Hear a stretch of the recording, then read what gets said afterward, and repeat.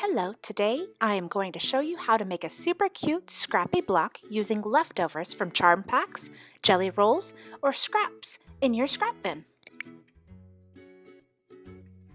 You are going to need 5.5-inch squares, 7.5 inches by 2.5-inch strips, and 5.5 by 2.5-inch strips.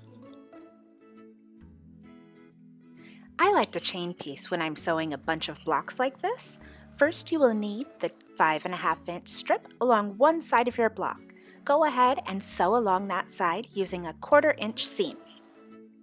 I have a 1/4-inch presser foot to make it easier. I'll include a link down in the description box. I found this super cute trimmer for chain piecing on Etsy. It makes it so much easier to trim your pieces. I'll include a link for it as well. I like to make sure that when I iron towards the dark side or the outside. It's easiest when you set the seams and then you fold the dark side out, just like this.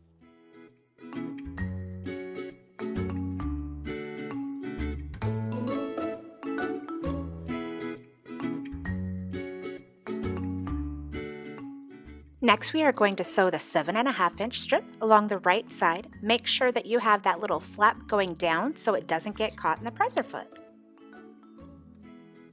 Again, I like to chain piece just to make things go faster.